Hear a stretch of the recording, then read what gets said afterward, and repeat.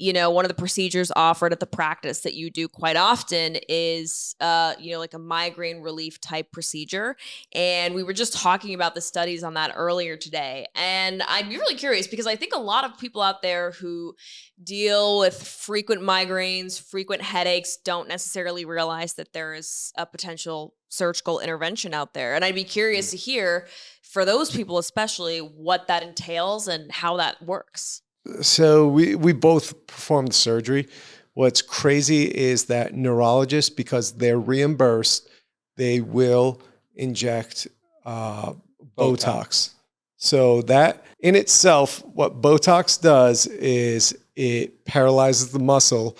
And what we're saying is that the muscles and fascia around these nerves are so tight. This is for specific type of migraines that are not responsive to medical treatment, because a lot of migraines are not related to this.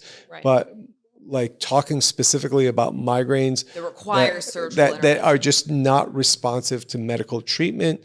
And we're talking about 15 migraines a month, 2 to 4 hours to 8 hours at a time, and requiring multiple disability leaves, stuff like that. Patients really not capable of doing anything. Even like the Board of Neurology, they're big on Botox.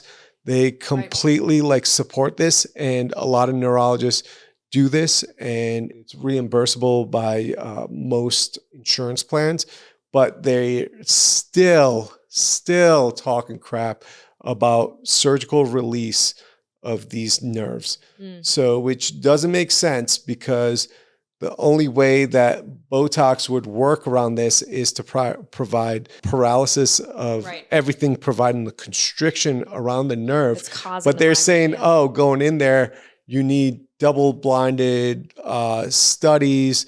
And there were many studies done. And I think the people doing nerve releases, they did sham surgeries. Absolutely insane. Like what they requested is completely nuts compared to what for most procedures and therapeutic options would be. So right now, I think I don't even know the numbers on this, but most of the people doing surgeries for migraine headaches is all cash pay.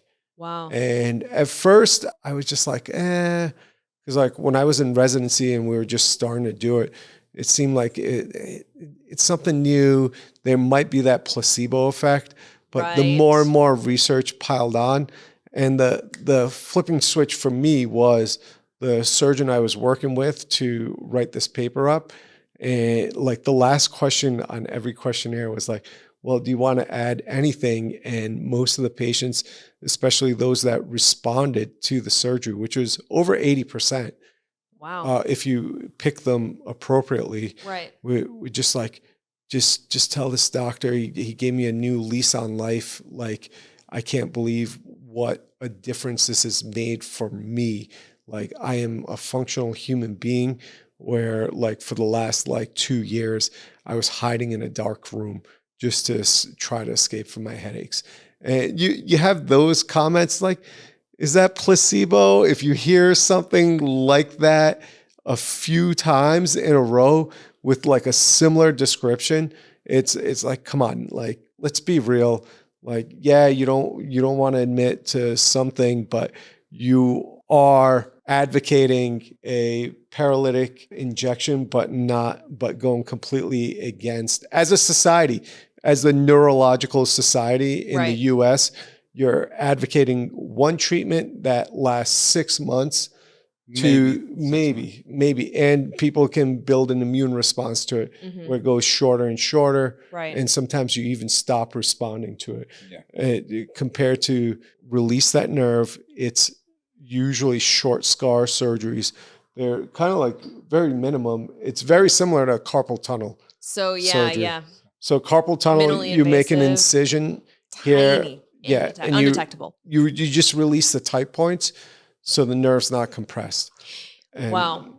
But that's the amazing thing. And we'll have to do a whole podcast just dedicated to Botox and, the botulism toxin, because there are so many, I guess you would consider them to be off-brand uses for this drug. I mean, this one isn't off-brand, it's FDA approved. So but it just doesn't make sense. And Like, it helps it helps us diagnose people that we can actually treat. Yeah. With Exactly. surgery. Yeah. If you could find the source of the problem and you can figure out exactly what's going on. But additionally, I mean, with people who experience TMJ and lockjaw, the fact that you can do masseter Botox and that drastically improves the lives of people with TMJ.